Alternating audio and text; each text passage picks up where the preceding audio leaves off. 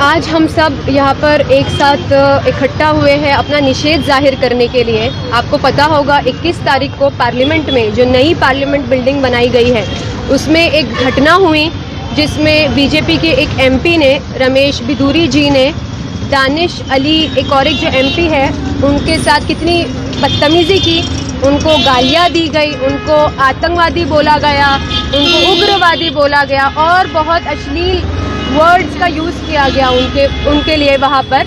तो उसी का हम निषेध जाहिर करने के लिए आज यहाँ पर सब लोग इकट्ठा हुए हैं कि पार्लियामेंट एक ऐसी जगह है जिसको हम सब भारत के लोग न्याय का घर बोलते हैं, जहाँ पर रूल्स फॉर्मुलेट किए जाते हैं।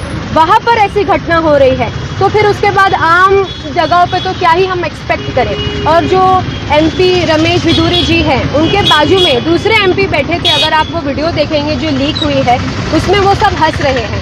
और हमारे जो स्पीकर है पार्लियामेंट के उनको भी हंसी आ रही थी बट उन्होंने कंट्रोल की। तो एक पार्लियामेंट जहाँ पर लॉ बने जाते हैं, जहाँ पर लोगों को सबसे ज़्यादा सेफ फील होना चाहिए, वहाँ पर एक इक्वल, उनके ही इक्वल स्थान पे जो बैठे थे, उनके इक्वल पोजीशन पे जो एक एमपी है दानिश अली, उनके साथ ऐसा बिहेवियर किया गया। तो आप सोचिए कि बाकी जो माइनॉरिटीज़ है उनको क्या फील होना चाहिए कि आम नागरिक को आप किस तरीके से देखोगे जब एक एमपी को आप ऐसी बातें कर रहे हैं पार्लियामेंट में। तो यानी माइनॉरिटीज़ जो वो कहीं भी सुरक्षित नहीं है, आप कहीं भी उनको कुछ भी बोल सकते हो और गिरा हुआ फील करा सकते हो। अभी आप देखिए इनका दोगलापन जो है, एक आप बोलेंगे जो दोहरा मापदंड आप बोलेंगे, डबल स्टैंडर्ड्स।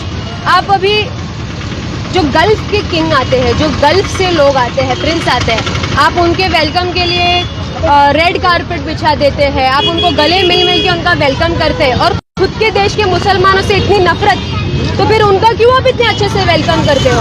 आपने G20 का इतना हल्ला किया, इतना नारे लगाए G20 के, उस पर एक स्लोगन लिखा हुआ था जो संस्कृत स्लोगन है, वसुदेवा कुटुंबकम।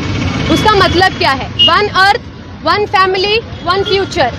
वन अर्थ तो ठीक है आप छोड़ो, पर आप भारत देश को ही फैमिली की तरह, भारत देश में जो लोग रहते हैं क्या आप उनको फैमिली की तरह ट्रीट कर रहे हो? कौन ऐसा अपनी फैमिली के साथ बिहेव करता है? कौन उनको इतना गिरा हुआ फील कराता है? आप एक तरफ अंग्रेज़ों की जो चीज़ें हैं उनसे आप चिढ़ते हो, पर आप पॉलिसी तो उनकी ही फॉलो कर रहे हैं ना। अभी भी देखिए, अभी आपने थोड़े दिन पहले विधानसभा में भी अबू हाशिम जी के साथ ऐसा बिहेवियर किया गया था, अभी पार्लियामेंट में भी किया गया। सबसे वहाँ पे जो हमारे स्पीकर है उनकी रिस्पॉन्सिबिलिटी होती है कि वहाँ पर वो माइक ऑफ करे। वैसे वो फेमस है माइक ऑफ करने के लिए, जब भी कोई अपोजिशन कुछ बात करती है तो वो फौरन माइक ऑफ कर देते हैं। पर इस घटना के दौरान उन्होंने माइक ऑफ नहीं किया। अभी ये जो घटना हुई 2-3 मिनट 5 मिनट में आप बोलेंगे ये हुआ, उसके दौरान उसके बाद तो सबने अपना जो निषेध है वो जाहिर किया है। अगर आप देखें न्यूज़ तो जितने भी अपोजिशन पार्टीज हैं उन्होंने आगे आकर अपना निषेध जाहिर किया है और मैं इसके लिए उनका सलाम करती हूँ कि उन्होंने एटलीस्ट आगे आके अपना निषेध जाहिर किया है इस चीज़ को लेकर। जबकि बीजेपी के जो लीडर्स हैं उनको खुद बाहर आके माफ़ी मांग लेनी चाहिए थी अभी तक के, और कार्रवाई उन पर हो जानी चाहिए थी, पर अभी तक के उस पर कोई कार्रवाई नहीं हुई है। तो हम सब as youth, as people of India हम ये डिमांड करते हैं, हम ये रिक्वेस्ट करते हैं कि हमको प्राइम मिनिस्टर जी से रिक्वेस्ट करनी है कि सर आप सिर्फ बीजेपी के प्राइम मिनिस्टर नहीं हैं, आप भारत देश के प्राइम मिनिस्टर हैं।